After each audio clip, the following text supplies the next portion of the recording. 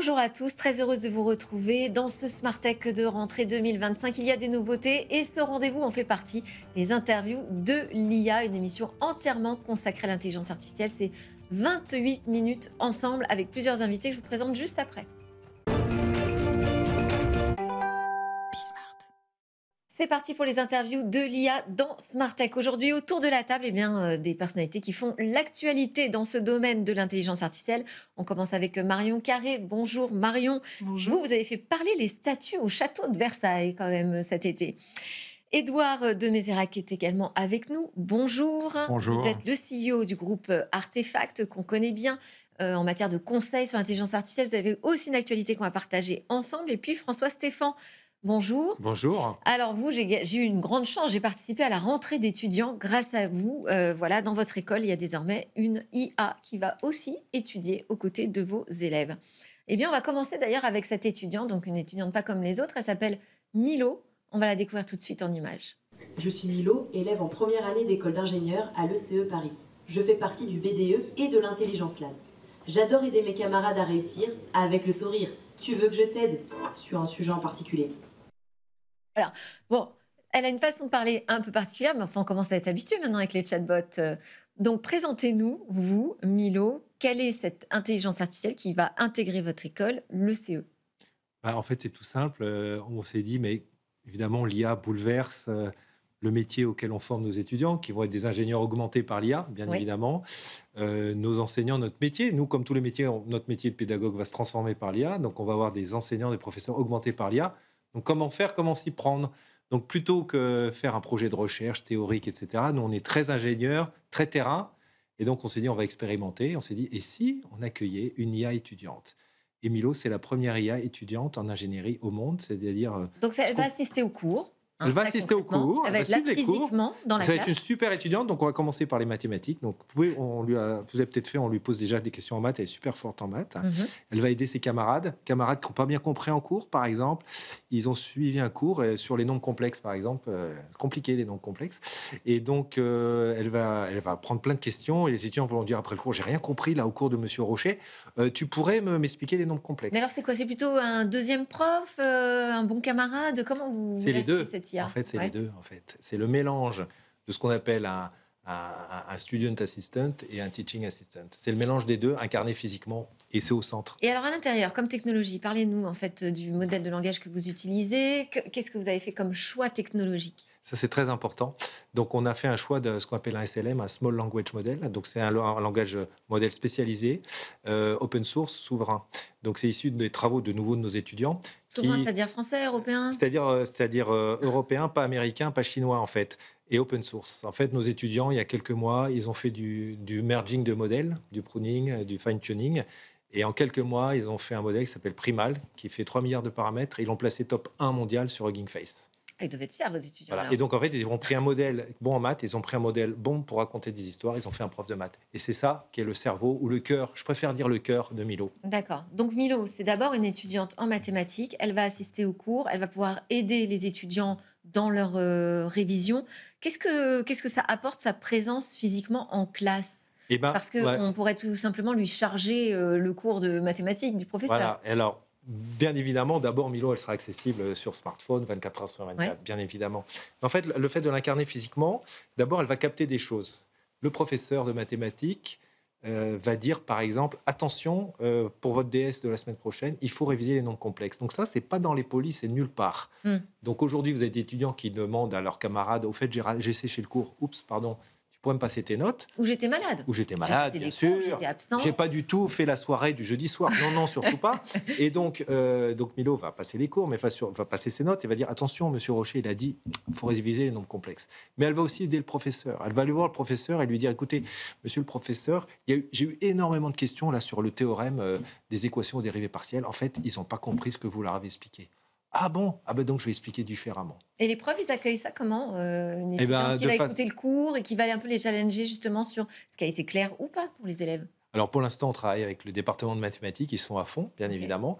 Mais ce que je peux vous dire qu'en parallèle, on a lancé des groupes de travail avec toute notre équipe pédagogique. Moi, je m'attendais à une certaine prudence, certaines réserves. Ils sont en fait extrêmement enthousiastes, très positifs, ils ont plein d'idées pour s'emparer de cette technologie au service des étudiants et de leur métier finalement. Et l'accueil des étudiants, ils ont réagi comment? Les autres étudiants? Eh ben, les étudients, ils ont adoré. Il y a eu quelques interviews, vous verrez, Alors, je sais pas des si on a, d'ailleurs, on micro-trottoirs. a une réaction d'une étudiante à la découverte de Milo. Je ne sais pas si on peut la diffuser maintenant. Bon, la prochaine fois, on l'a mis sur les réseaux sociaux. En tout cas, pour l'instant, c'est la curiosité, parce qu'on y était à la rentrée, je me permets de répondre. Pour l'instant, c'est, on va voir quel type de questions on aura envie de lui poser, c'est ça, hein? Exactement, ils sont très surpris en Ouais. fait. Mais comme tous les jeunes, hein, ils attrapent les nouvelles technologies comme ça, très rapidement. Et pour eux, j'ai envie de dire, c'est presque naturel pour eux Mm. finalement. Et Marion, vous avez une question aussi, peut-être, sur cette étudiante? C'est une première mondiale. Je dois dire, ça se passe donc à l'ECE, École En France, d'ingénieurs, en France. Hein, ça appartient au groupe Omnes Éducation, tout à fait. l'ECE. C'est une première mondiale, voilà, une IA étudiante en ingé. Effectivement, moi, je trouve ça intéressant ce que pourront en faire aussi les enseignants sur ce rapport après la classe, de pouvoir avoir des retours sur les questions qui sont beaucoup posées. Donc, je trouve ça intéressant de le penser comme un outil pour les élèves, mais aussi qui aide les enseignants à repositionner leur discours et ce qu'ils présentent. Ça fait aussi pas mal écho avec ce qu'on va partager ensuite. Donc, hâte d'en savoir plus. Et puis, Avec c'est une plaisir. façon, c'est vrai, de former à l'IA, d'expliquer finalement ce qu'il y a derrière la machine, derrière le logiciel, parce que c'est un projet d'étudiant. Oui, ce et Milo. vous, Donc, enfin, je ne sais pas si vous avez vu Youssef Jaffar, qui est un des Oui. étudiants qui a travaillé dessus. Quand les journalistes lui ont posé des questions, il avait les yeux qui brillaient et il dit il y a encore plein de travail à faire dessus. Ouais. Donc en fait, c'est un objet pédagogique, c'est ça. mais c'est aussi un objet de recherche. Ouais. Nous, c'est un projet de recherche mais expérimental, terrain, parce qu'on est une école, on est collé sur le terrain. Et avec l'accélération phénoménale de l'IA, la seule façon de rester, je dirais, au bon niveau, c'est d'être collé au terrain. Et pour Allez, réagir oui. peut-être, Allez. ce qui est intéressant, c'est qu'on voit ça chez beaucoup de nos clients. L'adoption, certes, est drivée par le haut, et donc il y a votre vision qui est derrière, mais surtout par des individus qui y croient, qui sont sur le terrain et qui développent quelque chose et qui créent un effet d'entraînement. Et souvent, on voit quelques individus, des hommes, des femmes, qui se disent « je veux tester quelque chose de différent ». Et ça, c'est des super exemples. Ouais, c'est vrai, absolument. Alors, on passe à Marion Carré, donc cofondatrice présidente d'Ask Mona, une entreprise qui utilise donc l'intelligence artificielle pour améliorer l'accès à la culture. C'était un moment très important cet été, puisque beaucoup de touristes ont pu découvrir des nouvelles façons de faire leur visite, accompagnés de compagnons, d'assistants en intelligence artificielle. Moi, j'ai noté ce projet que vous avez monté au château de Versailles, hein, qui permet de faire parler les statues. Voilà, de les faire dialoguer finalement avec les visiteurs. Expliquez-nous comment ça fonctionnait, quel était le but de ce projet. Tout à fait. Ce projet, c'est le fruit d'un partenariat entre Askmona, le château de Versailles et OpenAI. Et donc, l'envie pour nous, c'était de se dire, mais comment est-ce qu'on peut faire parler les statues dans les jardins? Parce que donc à Versailles, il y a beaucoup de choses à voir et les jardins sont immenses. Et souvent, on a ces statues face Le auxquelles grand musée statuaire, j'ai appris ça en plein air. Exactement, il y a vraiment des centaines et des centaines de statues. Et donc, certaines qui attirent notre curiosité, on a envie d'en savoir plus. Et on s'est dit, mais on pourrait mettre l'intelligence artificielle au service de cette découverte pour satisfaire la curiosité des visiteurs. Et donc, ce projet... Mais qu'est-ce que ça change par rapport à un panneau qu'on mettrait devant la statue pour expliquer ce que c'est? En fait, le panneau, il y a un côté un peu one size fit all, c'est-à-dire que tout le monde lit la même information alors que chacun a une curiosité différente, Okay. des connaissances différentes, à un âge différent, un profil différent. Et donc, nous, l'enjeu, c'était de permettre à chaque personne d'apprendre sur ce qui l'intéresse. Mais c'est-à-dire, comment? Donc, à Donc, travers une application? En fait, c'est très simple. On prend son téléphone, on scanne un QR code devant la statue, on arrive sur une page où c'est comme si on appelait un ami, il y a une conversation qui se déclenche en temps réel, comme ça, comme la discussion qu'on a en ce moment, sauf qu'en fait, on discute avec la statue. Et donc, chaque statue a une voix différente. On a vraiment travaillé sur la tonalité, la ligne éditoriale aussi, pour que chaque statue s'exprime très différemment. Et donc, nous raconte sa vie en nous disant bonjour. Et je alors, donc, suis elle ne fait Latone. pas le même discours à tout le monde? Alors, effectivement, en fonction de si on a déjà parlé, si c'est la première fois qu'on parle, elle va nous faire un message d'introduction pour qu'on sache à qui on parle, mais après, on peut l'interrompre. On peut poser ses questions, on peut dire la semaine dernière encore j'étais, si on lui dit par exemple mais je suis avec un enfant de 6 ans, est-ce que tu peux m'expliquer ça? Bah, du coup, elle va changer un peu sa tonalité, adapter le message qui est donné. Donc vraiment, chaque personne va avoir une expérience différente avec les statuts en fonction de la conversation C'est un qu'ils vont défi avoir. énorme parce que pour l'avoir testé dans différents musées, l'intelligence artificielle à laquelle on parle, on arrive parfois dans des impasses. elle ne comprend pas forcément toujours ce qu'on lui demande. En fait, on en attend tellement beaucoup aujourd'hui parce que tout le monde utilise ChatGPT de manière très libre et très ouverte, que ça peut être déceptif quand on reste dans un domaine fermé. Là, en l'occurrence, j'imagine que vous avez cerné quand même le sujet de la statue, c'est-à-dire qu'elle ne va parler que de ce thème-là et pas d'autre chose. Comment est-ce que vous faites pour éviter l'effet déceptif alors qu'aujourd'hui, il y a tellement d'attentes? Alors, on a fait un travail de fond parce qu'on voulait trouver un équilibre entre la véracité historique, qui est Oui. essentielle, et donc on a les conservateurs du château de Versailles qui ont travaillé pour rassembler pour chaque statue des éléments sur la statue, sur le contexte de Versailles en règle générale, mais on voulait éviter l'effet que vous décrivez où ah bah tiens, on va lui demander qu'est-ce que tu penses de la Champions League? C'est Et un exemple de question qu'on a, et là elle va nous dire ouh, qu'est-ce que c'est que la Champions League? Non, je peux pas répondre. Et donc en fait, on a trouvé une façon de permettre à l'IA de s'exprimer, donc en restant dans son domaine d'expertise, mais quand même de rebondir de façon amusante avec des clins d'œil quand on pose des questions qui sont en dehors. Et donc on a eu beaucoup d'utilisateurs et beaucoup de presse aussi, plein de journalistes qui ont été la tester. Et donc à chaque fois, l'intelligence artificielle rebondit pour ensuite partager quelque chose qui est en lien avec les contenus pour lesquels on va la voir, mais elle est quand même un peu espiègle. Et on peut aussi, si on s'amuse, faire parler même deux statues entre elles avec deux téléphones, donc c'est assez amusant. Sympa. Je vais vous laisser la parole, mais j'avais quand même une question sur le choix technologique. Vous avez dit que vous travaillez avec OpenAI, donc derrière ChatGPT.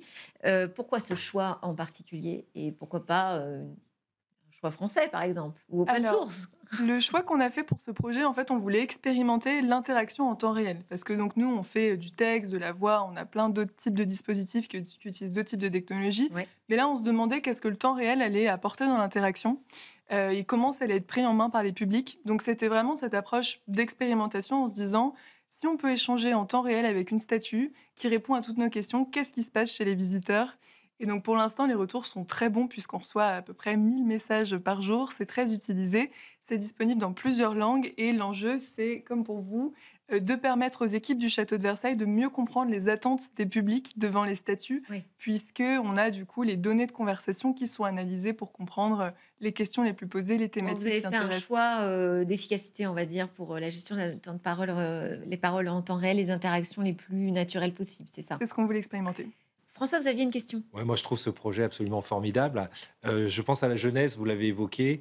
Moi, je me rappelle mes enfants quand ils étaient petits, on allait dans les musées, et des musées avec du texte comme ça, et ils disaient ah, c'est quoi ça, papa? Je dis mais lis le truc. Évidemment, ils n'allaient pas lire le truc. Oui. Donc, ma question, c'est est-ce que vous avez un peu un retour sur l'utilisation par les jeunes, par les enfants? Comment ils s'approprient cet outil? Vous l'aviez un petit peu évoqué, mais comment ça se passe? Parce que je trouve que c'est un outil formidable pour apporter la culture à nos jeunes qui sont tellement inondés de réseaux sociaux, etc. C'est un grand sujet de la rentrée. Donc voilà, ça m'intéresse beaucoup d'avoir un peu ce feedback de votre part. Alors, les retours terrain qu'on a sont très intéressants parce qu'il y a la question des jeunes qui s'en emparent, mais aussi des moins jeunes. Et en fait, souvent, avec l'intelligence artificielle, on pense tout de suite IA égale jeunes utilisateurs. Mais on a ce cas, une histoire que j'aime bien, d'un groupe de trois vieilles dames qui ont été vraiment spécialement pour l'utiliser, qui ont posé des questions à toutes les statues. Et donc, on voit vraiment un engagement approfondi des utilisateurs avec des profils qui ne sont pas forcément... donc, il y a beaucoup de jeunes qui s'en servent, mais pas que. Et surtout des publics internationaux, parce que c'est vraiment un enjeu aussi au château de Versailles, qui peuvent avoir ce niveau d'interaction dans plusieurs langues. Donc voilà les retours terrain qu'on a depuis cet été. Allez, on passe à Édouard de Mezrac, donc CEO du groupe Artefact, société de conseil d'ingénierie française spécialisée en data et en IA. Vous avez lancé, vous, un concours pour les cinéastes qui veulent s'emparer justement de l'intelligence artificielle pour créer d'une nouvelle manière. Ça va être la 2e édition cette année, qui va être présidée d'ailleurs par Cédric Clapiche, qu'on aime beaucoup. Excellent dernier film. Là, les inscriptions démarrent là en septembre, là tout juste. C'est une industrie, le cinéma, qui est en avance sur l'utilisation de l'IA. C'est Parce en que avance vous êtes sur... cross-secteur avec Ouais, Artefact. Donc, Nous, notre métier, c'est d'accompagner à l'adoption de la data IA dans tous les métiers, Ouais. entreprises privées, entreprises publiques, etc. Ce que l'on voit dans le monde du cinéma, c'est en fait ceux qui travaillent dans le monde du cinéma l'utilisent beaucoup dans leurs tâches, dans leur recherche créative, dans leur démarche de création, etc. Dans la production elle-même, c'est en train d'apparaître. Ce qui est très intéressant avec ce festival des courts-métrages, c'est qu'en fait, ça permet de passer en production des films qui n'auraient jamais trouvé de financement. Parce qu'effectivement, l'idée peut être géniale, mais étant donné le nombre d'acteurs qu'il faudrait, les décors qu'il faudrait, les lieux de shooting qu'il faudrait, c'est irréalisable. Et avec l'IA, on peut avoir un rendu qui rend honneur à l'idée créatrice de départ et à l'idée du réalisateur, et qui trouve son public. Le court-métrage l'an dernier à qu'a moindre trouvé, coût, c'est ça que vous me dites. et à un coût qui est 1/1000e du coût initial. J'ai montré à mes enfants le court-métrage de l'an dernier qui avait gagné le prix. Ils ont trouvé ça absolument génial. Donc, Alors, est-ce qu'il faut que ce soit transparent? Est-ce qu'il faut montrer, dire quand on intègre de l'IA, quand on multiplie les personnages de manière artificielle, par exemple? Quelle est votre position là-dessus? Aujourd'hui, quand on voit ce qui se passe, vous allez en Chine, sur WeChat, toute vidéo qui est générée avec de l'IA, il y a marqué noir sur blanc que c'est généré par de l'IA. Vous allez sur TikTok, sur YouTube, etc., les images générées, les vidéos générées ne sont pas flaguées en tant que telles. Moi, je pense que ça va dépendre énormément des domaines. Donc, dans certains domaines, ça va être très important qu'on sache à quels endroits l'IA a été utilisée. Et surtout, il y a des aspects réglementaires pays par pays, région par région, où on doit parfaitement rentrer dans les règles de ça. Donc, je pense que la réponse va être très différente par sujet, par domaine, par industrie. Ouais. Et comment est-ce que la profession réagit face à cette intelligence artificielle? Parce qu'on a vu des mobilisations quand même importantes, des inquiétudes très, très fortes dans la profession vis-à-vis de l'utilisation de l'IA et de la question du remplacement de certaines professions. Alors, ce que l'on entend, et je vais faire le parallèle avec beaucoup d'autres métiers, c'est, pour moi, le juste mot, l'IA, c'est un accompagnateur amical, un compagnon amical dans le travail de création, que ce soit dans l'écriture. Ma femme est écrivain, elle se sert dans certains éléments de recherche pour créer un imaginaire autour d'un sujet, des outils IA pour de la traduction. Donc un accompagnement amical. Et ensuite, sur le développement de scénarios, moi, ce que je pense va arriver, c'est qu'il y aura une richesse, une finesse bien plus forte dans ce qui peut être fait. Donc l'avenir nous le dira. Ce que l'on voit, c'est que, comme d'habitude, comme pour les étudiants, comme dans le monde de la culture, il va y avoir des personnes qui y croient au départ et qui vont embarquer les autres. Oui. Et c'est Après, évident que n'importe quelle technologie au départ crée de l'angoisse. C'est absolument certain. Et ça va tellement vite. Et il y aura le sujet que vous connaissez bien de la reconversion, puisque vous avez lancé la School of Data, qui est vraiment ciblée là-dessus, sur comment on reconvertit des profils au métier de la data et de l'IA. C'est compliqué quand même comme chemin, non? C'est compliqué, sauf qu'aujourd'hui, apprendre, c'est 10 fois plus facile. Chez nous, travailler, coder, nos propres équipes, sur nos propres sites web, nos propres outils internes, en fait, on est capable de faire des nouvelles fonctions en quelques heures, alors que ça prenait 4 jours, 5 jours, il y a encore un an. Donc, dans les métiers techniques, l'apprentissage est beaucoup plus facile parce qu'en fait, on peut avoir un coaching individuel. Et c'est ce que l'IA étudiante va faire, c'est qu'on va pouvoir vous parler avec vos mots et votre niveau à vous. Donc, il y a quelque chose où l'apprentissage, je pense, va être facilité dans pas mal de dimensions. Sur le sujet de ce que change l'intelligence artificielle dans le monde de la créativité, c'est un sujet que vous connaissez bien également. Vous avez l'impression que là, on est en train de passer un cap important? Alors, je pense qu'il y a effectivement beaucoup d'opportunités qu'offre l'intelligence artificielle et la créativité quand on sait bien s'en servir à bon escient. Il peut y avoir ce rôle de partenaire créatif que vous décrivez où on peut faire, moi, ce que j'appelle une sorte de ping-pong avec l'intelligence artificielle qui vient nous donner des sources d'inspiration, qui nous aide à trouver aussi les limites dans notre travail. Donc Oui. ça, c'est très important. Après, il reste le sujet de l'adoption, qui est encore pas complètement... c'est encore... Beaucoup de personnes s'intéressent, les personnes qui sont vraiment formées et qui ont un usage, on va dire, en production de l'intelligence artificielle, ça reste encore limité. Donc je pense qu'il y a cet Pour enjeu l'instant, de la... ça demande du temps, il faut trouver les bons outils, la bonne manière de C'est ça. s'en emparer. C'est pas comme ça Et d'un claquement de aussi, doigts. exactement. Et je Ouais. pense qu'il y a un enjeu parce qu'on parle beaucoup d'adoption. On a l'impression que dès lors qu'on maîtrise un ou deux prompts, ça y est, on a adopté l'IA. Alors qu'à mon sens, c'est un peu plus profond. Il faut comprendre, pas forcément être en mesure de développer son propre modèle, mais comprendre comment est-ce qu'il fonctionne, ses forces, ses faiblesses, pour vraiment s'en servir à bon escient. Alors, Artefact est entré en négociation avec le fonds d'investissement Cinven. On parle d'une valorisation de l'entreprise du coup d'1 milliard. Absolument, c'est une très belle nouvelle. Oui.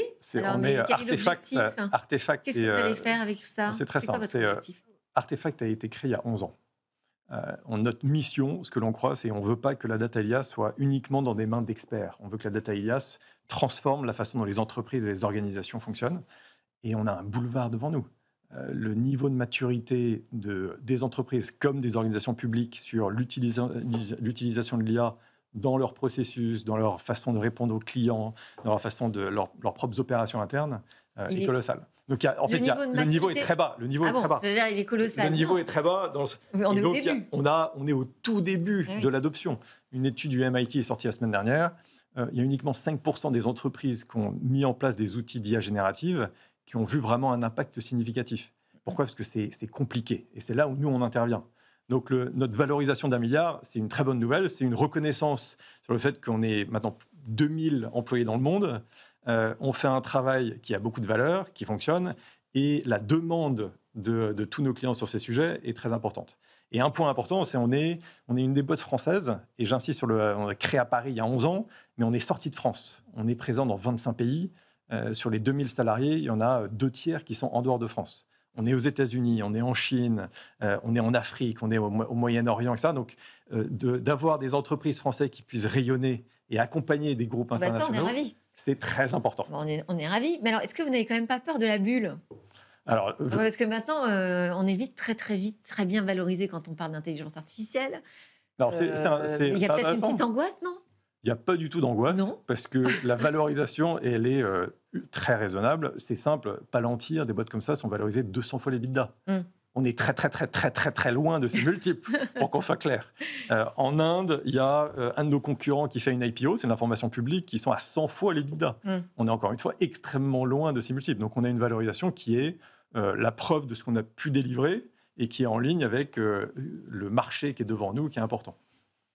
J'avais un peu la même question aussi pour Ask Mona, parce que vous avez traversé déjà plusieurs hypes, on va dire. Exactement. Il y a eu la première hype au début des chatbots, avec, je me souviens, Mark Zuckerberg qui disait que dans Facebook, ça allait être la transformation, puis paf, ça s'est complètement cassé la figure.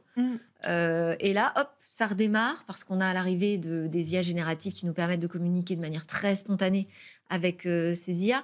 Et donc, comment on fait pour traverser ces hypes, ces vagues qui vont et qui descendent ? C'est vrai que c'est une technologie qui, depuis ses débuts, est traversée par des hivers. Et nous, à l'échelle d'Askmona, donc sur une dizaine d'années, on a vraiment vu ça où, juste avant la vague de l'IA générative, on se disait « Ok, on arrête de dire qu'on fait de l'intelligence artificielle.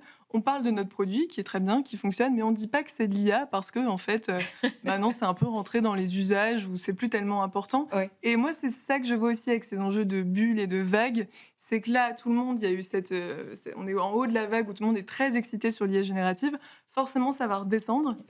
Mais qui dit redescendre dit qu'on rentre dans cette phase où on a un usage, une adoption plus globale et avec des usages plus raisonnés de l'IA. Donc, en fait, ça rentre dans les usages, c'est juste qu'on en parle moins. Donc, c'est aussi une phase de maturité, finalement. Oui, exact. Et puis, pour les étudiants, c'est intéressant parce que c'est vrai que là, en ce moment, c'est la hype, dire qu'on a une étudiante IA et tout ça, c'est très stimulant. Mais en même temps, ça va leur permettre de travailler quand même sur un projet sur le long terme, parce qu'ils passent 5 ans dans absolument. En fait, c'est un objet aussi pédagogique pour eux, parce que ECE, ça veut dire École Centrale Électronique. En anglais, c'est Electronics and Computer Engineering. On est une des rares écoles à apprendre à nos étudiants à déployer de l'IA, du cloud jusqu'au silicium. Nos racines électroniques, elles sont très fortes. Si vous venez visiter les salles de classe, je vous montrerai tout de suite les salles d'électronique. Et donc, on le voit bien. Mais j'ai vu déjà à leur arrivée, les étudiants, ils avaient un petit kit d'électronique. Dès le premier jour. Donc, dès le premier jour, vous sortez du bac, vous faites vos vacances, là, vous arrivez à l'ECE et poum, vous avez un petit Tupperware. Tupperware revient à la mode, paraît-il. Petit Tupperware avec des composants électroniques. Et le lendemain, vous avez un cours d'électronique et vous apprenez à programmer un petit robot. Donc, vous voyez, il y a certaines écoles qui proposent des satellites comme objet, etc. Nous, l'objet, ça va être Milo. On a déjà des projets aussi d'industrialisation, des enjeux de product marketing, des enjeux d'industrialisation. Moi, je suis en train de leur dire... Et des enjeux de développement durable. Et absolument. Donc, Milo, vont parler des SLM. Le modèle, j'en ai pas parlé, il consomme beaucoup moins. Parce que comme ce sont des petits modèles, ils consomment beaucoup moins d'énergie. Voilà. Milo, elle est fabriquée par impression 3D. Et le plastique, c'est de plastique à base d'amidon. Vous voyez, donc c'est très développement durable. Et nous, c'est ce qu'on appelle le numérique responsable. Maintenant, on appelle ça l'IA responsable. Voilà. Et donc, on est déjà en train de lancer plein de projets pédagogiques pour nos étudiants qui vont s'appuyer sur cette plateforme Milo. Je peux vous dire un des projets, par exemple, c'est on va déployer Milo partout dans les salles de classe. On va pas mettre le Milo que vous avez vu. On va mettre des Milo plus petits parce qu'on n'a pas besoin de mettre cet écran. Milo, pour écouter un cours, il n'a pas besoin d'un écran. Donc, je suis déjà en train de leur dire, faites-moi des petits Milo, mais vous m'en faites pas 2. Vous commencez par m'en faire 10 et vous m'en faites 30, 50. Donc ça, c'est un petit projet d'industrialisation. Un ingénieur, il doit toujours avoir en tête comment je fais l'ingénierie de production, le product marketing. Moi, je suis en train de leur apprendre là à vendre un produit. Youssef, que vous avez vu il y a 2 jours. Faut demander à Artefact, hein, c'est Voilà. les bons Eh oui, conseillers, visiblement. Mais Youssef, c'est un étudiant. En plus, il a fait un bachelor chez nous en cyber. Là, il fait un master en cyber. Voilà. Et je l'ai mis devant les caméras comme ça, parce qu'il est venu. Je lui ai dit, allez, Youssef, vous allez être devant les caméras. Lui, il a appris à pitcher on the fly, sur le terrain. Donc, Milo, c'est aussi une formidable plateforme pédagogique. Et juste pour réagir, ce qui est super, c'est Edouard. ces étudiants, ça va devenir ce que nous, on appelle aujourd'hui chez certains de nos clients des IA catalystes. C'est des personnes qui connaissent la tech, qui sont capables de rentrer dans les processus de métier, d'ingénierie, de R&D. On accompagne des fabricants automobiles là-dessus, où en fait, on déploie ces IA catalystes pour changer les façons de travailler. Et plus les étudiants s'emparent de ces technologies jeunes, plus ils vont pouvoir avoir de l'impact pour disrupter. Et pour moi, l'adoption, ça a été une vague. Maintenant, la prochaine vague, c'est la disruption pour réinventer différemment les façons de travailler. Et peut-être je compléterai. Oui. Je disais à des journalistes, ils me disaient, mais combien de temps, quand j'ai dit le projet, on a eu l'idée au mois de mai, et Milo, elle est prête à la rentrée. Mais il y a certains de vos confrères qui ne m'ont pas cru. Mais si, ils l'ont fait en 3 mois. Oui, et puis vous dites on apprend en marchant, donc vous lancez le projet et ok, super, bravo. Je voulais qu'on termine avec Marion pour parler de votre livre qui sort le 10 septembre, donc demain, Le paradoxe du tapis roulant aux éditions Lattès. Qu'est-ce que vous avez envie de nous raconter avec ce tapis roulant? Alors, c'est un livre que j'ai écrit parce qu'à mon sens, on est à la croisée des chemins dans nos usages de l'intelligence artificielle, Oui, avec une première voie qui est la voie que j'appelle le tapis roulant, où on se laisse entraîner par la vélocité de l'intelligence artificielle et petit à ça petit, ne comprend plus les escaliers. c'est ça, on s'appuie dessus et à la fin, on arrive tous au même endroit en produisant les mêmes idées, les mêmes discours, les mêmes contenus. Et donc, c'est dommage parce qu'on s'appauvrit. Mais à mon sens, il y a une autre voie qui est possible dans nos usages de l'IA, qui est la voie que j'appelle du tapis de course. On utilise l'intelligence artificielle justement pour nous aider à renforcer notre créativité, à nous muscler en quelque sorte, à penser contre nous-mêmes. Et ça, c'est la voie qui me semble la plus vertueuse. Et donc, l'enjeu de ce livre, c'est de pointer cette tension qui, à mon sens, est très présente aujourd'hui pour nous pousser à choisir les bons usages de l'intelligence artificielle qui renforcent notre autonomie intellectuelle au lieu de l'affaiblir. Ça donne envie de le lire, hein. Bah, On est espère, impatients, on donc, attend. absolument. On attend le 10 septembre. Merci beaucoup, Édouard de Mézerac, d'avoir été avec Merci à vous. nous, Un CEO plaisir. du groupe Artefact, Marion Carré, présidente et cofondatrice d'Axmona, et François Stéphan, directeur de l'ECE au groupe Omnes Éducation. C'était Smartech. Merci à vous de nous avoir suivis pour ce premier grand rendez-vous autour de l'intelligence artificielle ensemble, les interviews de l'IA. Ça revient très vite. Excellente journée à tous.